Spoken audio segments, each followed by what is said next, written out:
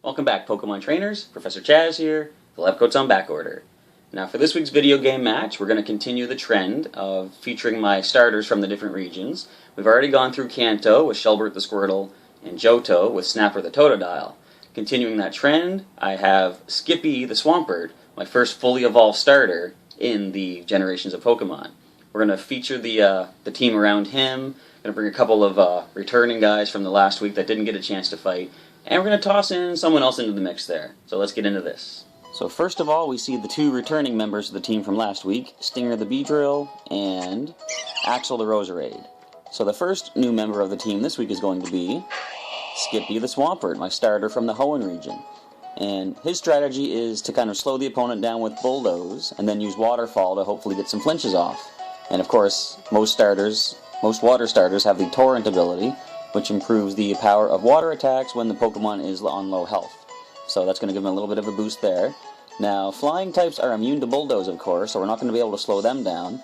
I taught Skippy Avalanche for that reason, so that Avalanche will be super effective against flying types, and since it always goes last anyway, we don't even need to worry about trying to slow the flying type opponents down.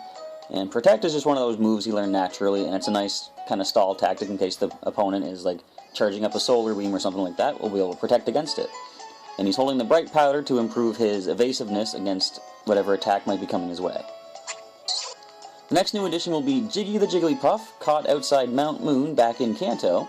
And unfortunately, he's not one of the stronger members of the team, of course, being just a Jigglypuff.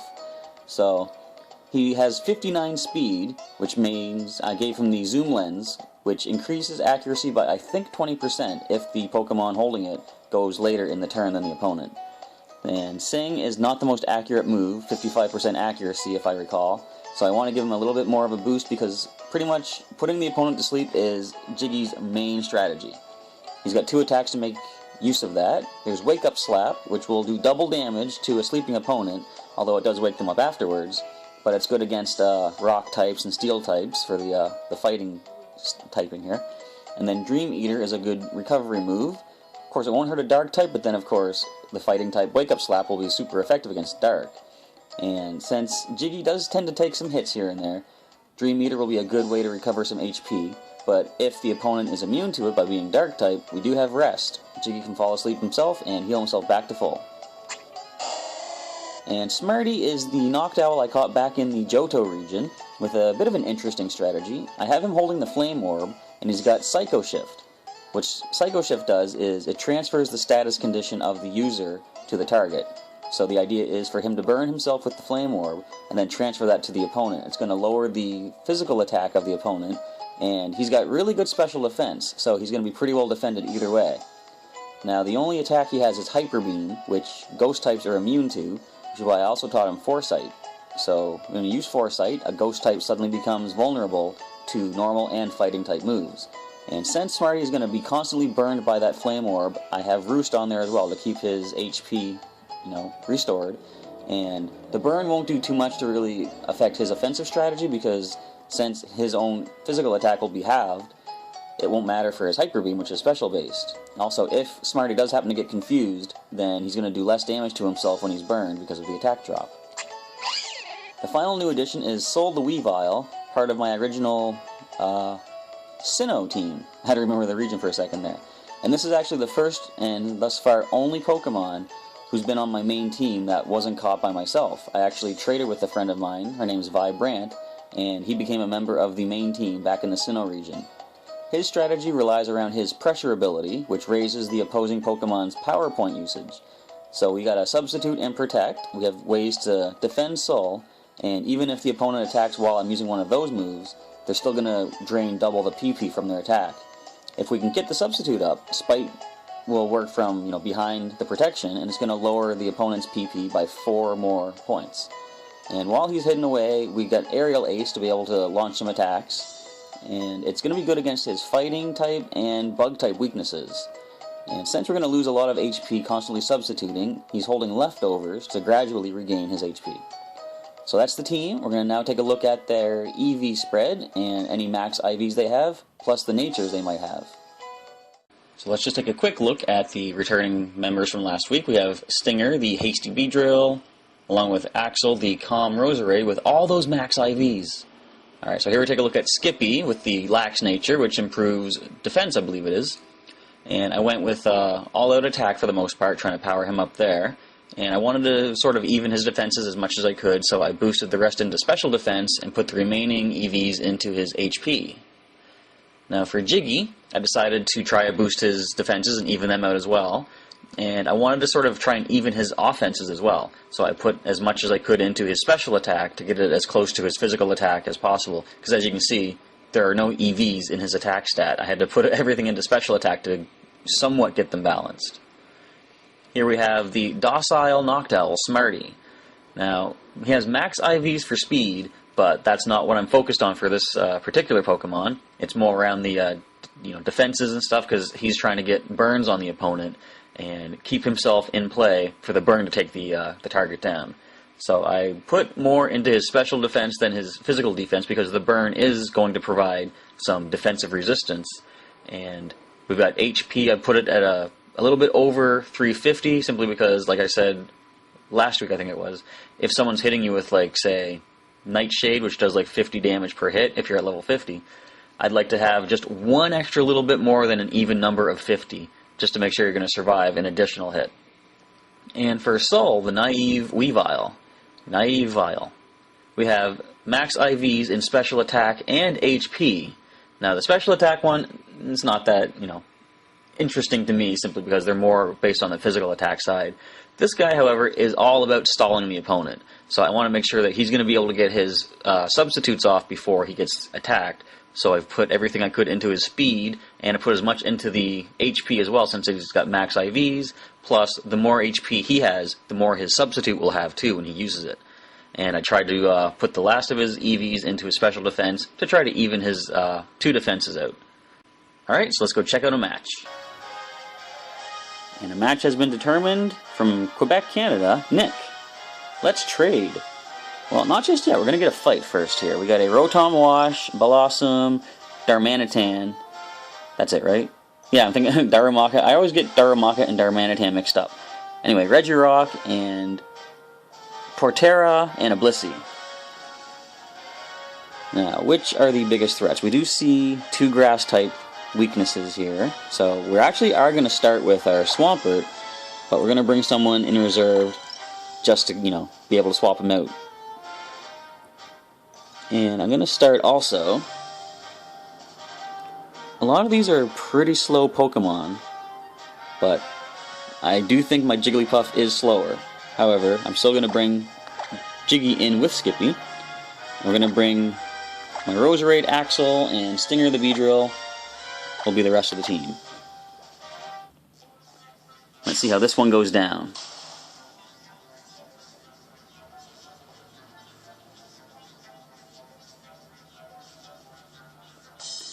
I don't quite recognize this music. I think it's the legendary encounter from for Kanto Pokemon.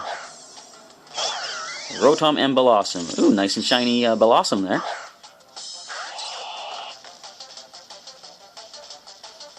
So definitely we don't want Skippy taking any grass attacks, but we're going to start off by using Protect. And let's see if we can put that Blossom to sleep, actually, with a Sing attack.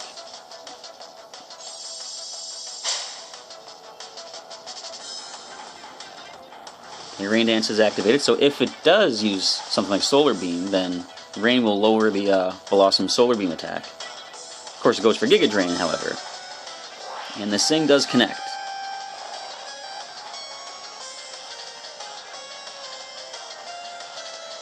So the next idea is going to be,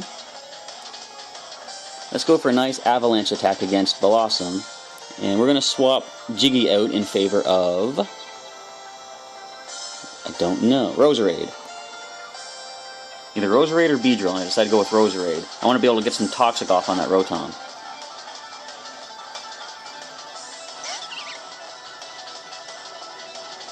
The Hydro Pump comes in. Nice and resisted. Although that was a lot more powerful. There we go. Critical hit. Now it makes sense.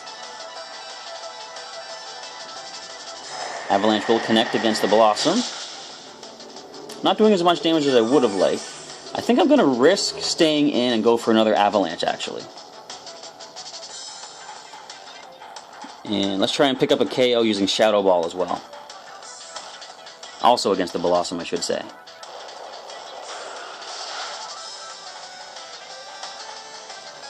Now, if that Blossom stays asleep, Avalanche will take it down. It stays asleep. Here comes the Avalanche.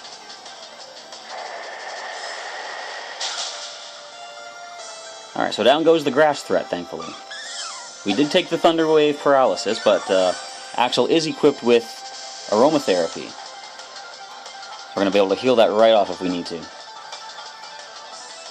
Regirock comes in. I wonder if we're going to see some sort of an explosive attack.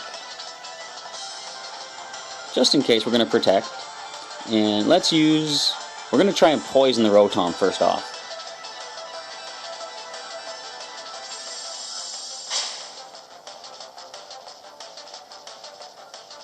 So Hydro Pump will connect again. Another critical hit. And sadly, the physical defense on Roserade isn't what the special is, so down he goes. Alright, so now we're going to go with... Let's bring Jiggy back into play again. Now that we are boosted in the rain, we're going to go for a Waterfall against Regirock. And let's try and put that Rotom to sleep.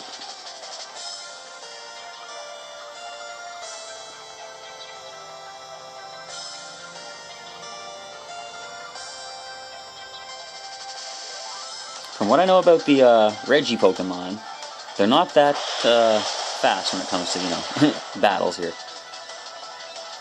So we do outspeed with Skippy. And we pick up the KO. Wasn't even a critical hit. Whew. Now Sing hopefully should connect. It does not connect. That's okay, Darmanitan is in now. So once again go for a nice Protect attack for Skippy, while we try and put that Rotom to sleep with Sing.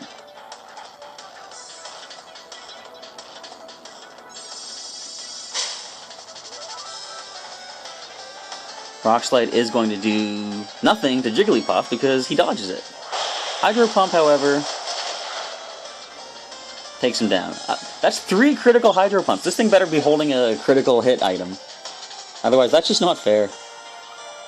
Alright, Stinger comes in.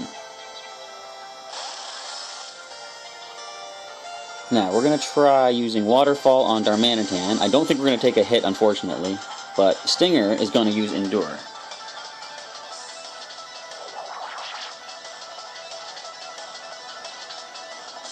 Rock Slide hits against both of my Pokemon here. The Endure does come into play here, keeps him in battle. And the Salad Berry activates, which is boosting Stinger's speed. And Thunder does 0 damage. Another critical. It has to be holding a critical item. And there's Paralysis, unfortunately. Will Waterfall do enough to keep us in the game? It does, okay.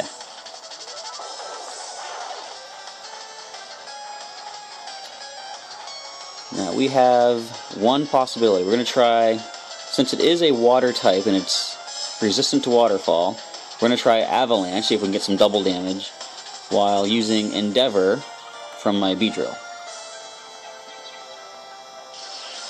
Thunder will take him down, sadly, though. And of course, that one wasn't the critical hit because they didn't need it that time. Avalanche does next to nothing against this. The rain does stop.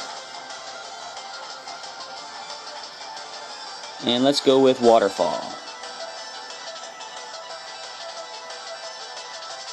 Hydro Pump still connects despite the fact we're holding the Bright Powder. Well, unfortunately we didn't win this one, but we gave them a good go anyway. Got them down to their last Pokemon. Not terribly bad. And so, unfortunately, we don't get to walk away with a victory this time, but I'm not actually giving up just yet. I'm going to try and give us one more shot. Let's go for another match. My opponent has been selected from Puerto Rico in the United States, Luxus. Nice to meet you too. We're facing off against a Delphox, Marowak, Furfrou, Espeon, Lucario, and Pidove. Interesting. Alright, so we're each bringing a non-evolved Pokemon to the match here, assuming both of them come into play. I don't see any real grass weakness to worry about, so I'm going to start off with Skippy my Swampert. And the only real threat I think he would have would be this, maybe the Espeon. So let's start with my Weavile Soul as well. And since they do have a Pidove, I'm going to try, if they bring it in, I'm going to bring in my Jigglypuff as well, so Jiggy can come in. And the final attacker will be, I'll bring my Noctowl. Alright, we'll give that a try.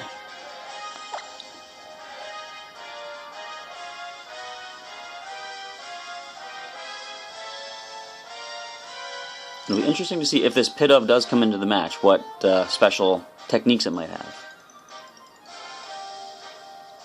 I really like seeing online battles where people use like unevolved Pokemon, but there's like a really unexpected strategy around them. There's one that I saw, there was an Aaron with Sturdy and Shellbell and Endeavor. It was set up where like a sandstorm would knock out the opponent after Endeavor bring the opponent down to 1 HP. It was pretty impressive looking.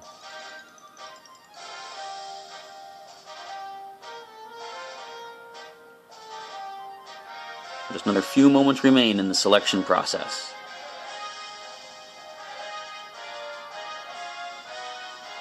Other than the Marowak, it looks like we've got a number of speedy Pokemon to have to consider here, which is why that Bulldoze is going to come in handy.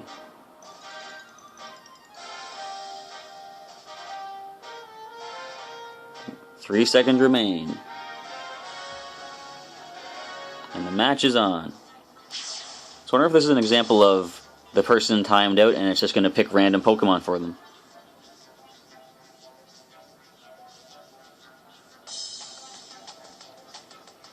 Okay, Luxus is up. In go my Swampert and Weavile, facing off against the opponents, Delphox and Marowak. Nice and shiny Marowak. So the first order of business is going to be using a Bulldoze to slow everybody down while my Weavile protects itself.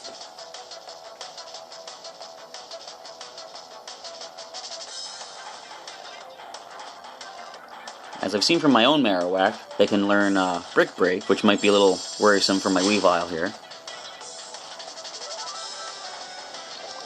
And Toxic has infected Skippy the Swampert. And Bone Club has no effect.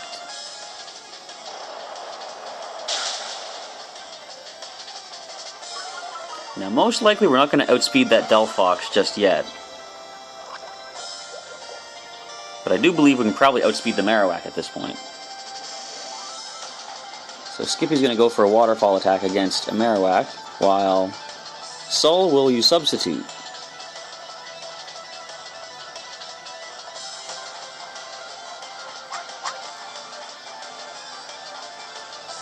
And Blast Burn is going to connect, taking out the Substitute. But fortunately, Soul remains intact.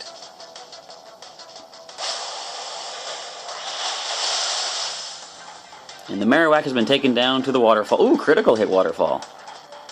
Oh, we would take Rocky Helmet damage. And the leftover is going to heal me up a little bit on the Weavile side here. So having used Blast Burn, that means Delphox will not be able to attack next turn. So I have sort of a free turn to focus on the next target here.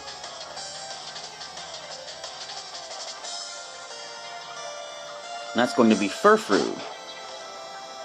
So again, let's try to get a little bit of speed priority going on. Let's go for another Bulldoze attack, while Soul once again goes for Protect.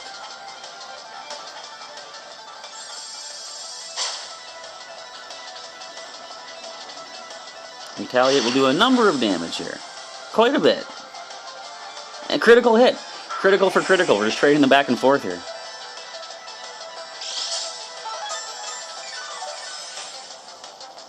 So the Delphox has been slowed down by the first Bulldoze. Although the other two Pokemon I chose are not fast, so that's really not going to make much of a difference. Let's bring in Noctowl. Smarty takes the field.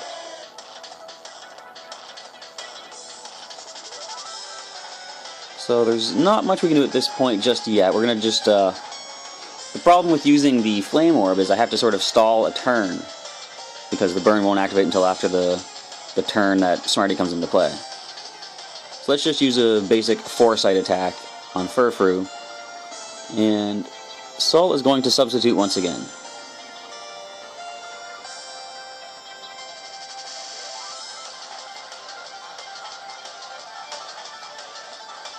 The idea here is going to be to get the burn on Smarty and then Psycho Shift it over to the Furfrou. Cotton Guard will super boost the defense of Furfrou here. However, we see what you did there. And Mystical Fire activates, and again takes out the substitute of my Weavile. But that's no problem, that's what substitutes are there for. Now the burn has been activated. So we're just going to transfer that on over to that Furfrou. And once again, protect with Weavile. I know most of the time a Weavile is a pretty flat-out physical attacker because they're so fast and so strong, but mine is more to drain the opponent's PP so they can't fight back. And the Cotton Guard activates again. Alright, you can boost your defenses all you like. This burn is still going to take its toll on you. And Mystical Fire fails against the Protect of Weavile. Our next focus is going to try to take down that Delphox. So that's going to require a Hyper Beam and Substitute combo, just to sort of make sure my Weavile stays in play.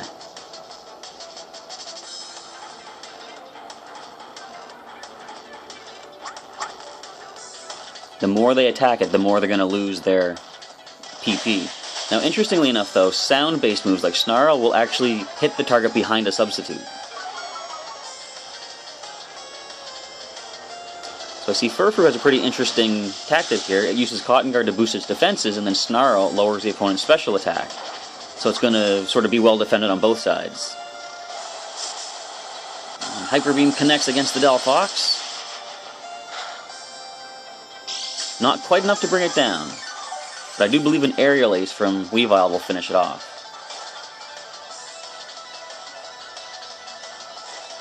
If I'm wrong in this, we are about to lose the Weavile. So Smarty has to spend this turn recovering, while Sol gets off one quick Aerial Ace attack.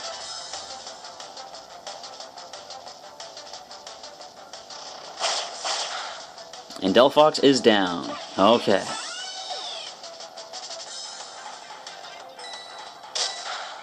And return attack, not that powerful, thanks to the burn, of course.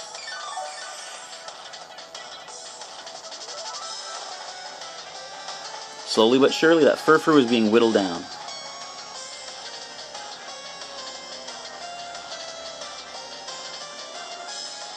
And my opponent's next Pokemon into the battle will be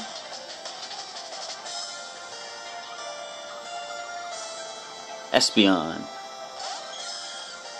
Nice and shiny Espeon. We like running into these shiny Espeons online, don't we? So the first, of course, is going to have to be to heal up my Noctowl with Roost.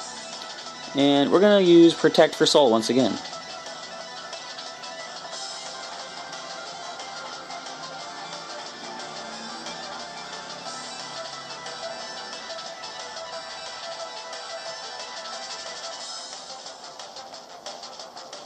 I don't think there's too much for us to worry about from that Espeon, simply because Smarty's natural high special defense and Sol's immunity to psychic moves. However, that did do quite a number. And Noctowl hangs in there. Now, special attack has been lowered, unfortunately.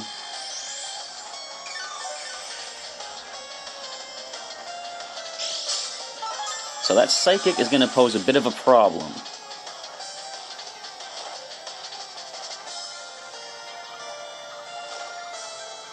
We want to try and get rid of that to keep Noctowl going here. So we're going to actually pull Noctowl out of here.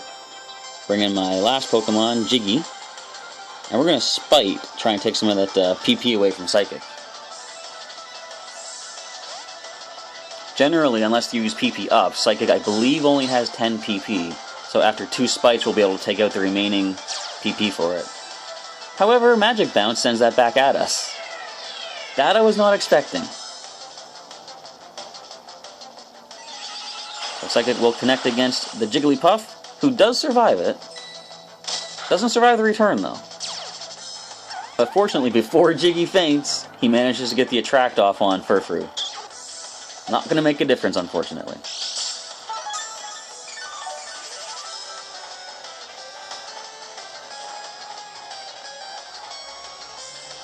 Alright, so we're going to have to try and get this Espeon taken out of here. One reason I did want to switch out, though, was to get Smarty's special attack stat back to, you know, where it's supposed to be.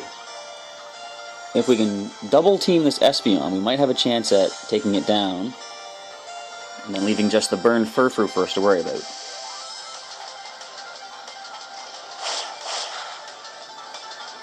Now, Psychic is going to do quite a bit of damage here. But Noctowl hangs in there. Doesn't survive the return, unfortunately. So the next little bit of this fight is going to be sort of a protect stall out to try and get that burn, taking Furfrou down for us.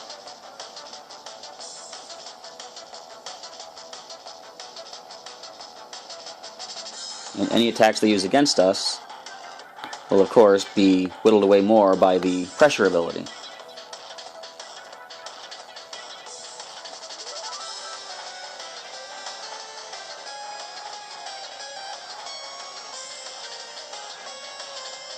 If we can just hold it a few more turns, that Furfrou should go down to the burn.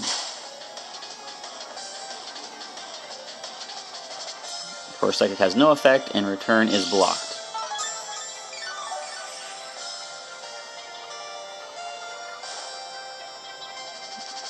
I wonder if this is a choice item Espeon, because all they're using is Psychic. And of course, without another Pokemon to swap into, a choice item would mean that they're stuck using the first attack that they came in using. So we're going to substitute. Let whatever attacks come towards the substitute instead of Sol himself. Does return break the substitute? Yes, it does.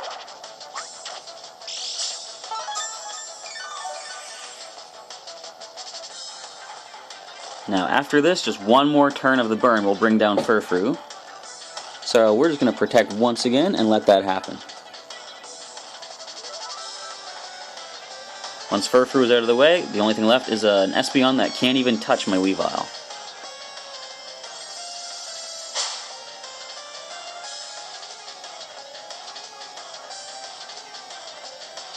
And the burn will come into effect, bringing it down 1 versus 1.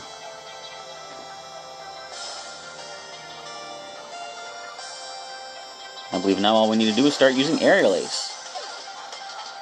However, let's not jump the gun. Let's take into account they could have something tricky planned. We're going to throw a substitute just to be safe.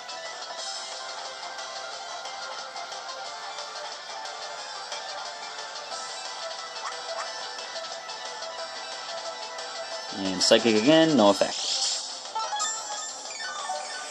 That might be the actual, like, the last of their PP for Psychic as well, thanks to the pressure ability. Let's just go for Aerial Ace.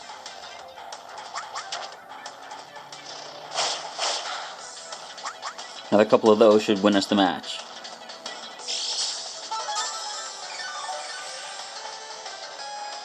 This one came down to sort of a somewhat uneventful finish. But sometimes that happens in Pokemon. Tight matchups and all.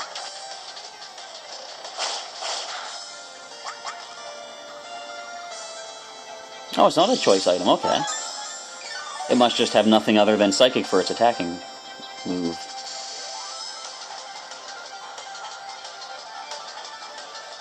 Unfortunately, with Baton Pass, you have nothing else to pass into.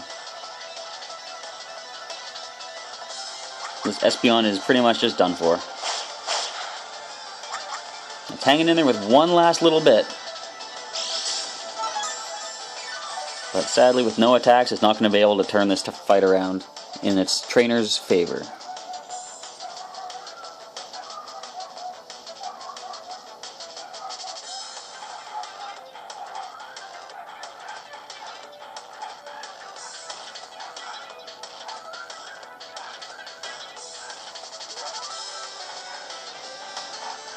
And the opponent is carefully selecting their move.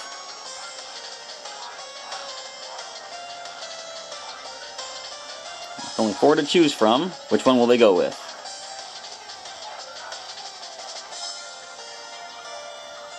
Looks like we'll never know now because Aerial Ace will come in and finish it off. Alright, down goes another shiny Espeon. Another victory for my guys here. Good job, boys.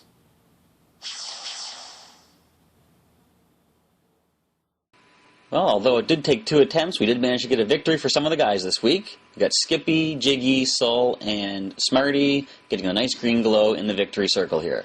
Now, unfortunately, we did lose a match using Stinger and Axel, so for the time being, they're going to have like a little bit of a red, mark against them here, unfortunately. But it's something for us to shoot for in the next match that we go into. Maybe we'll bring one of them back, or we might try a new team of 6. If you have any requests for anyone you want to see in the next video, just leave me a comment down below which of the remaining Pokemon that currently don't have any glow to them. If you want to see one of them used in a match, let me know which one down below, and I can include them in next week's videos. Alright, thanks for checking out this video, and I'll catch you next time.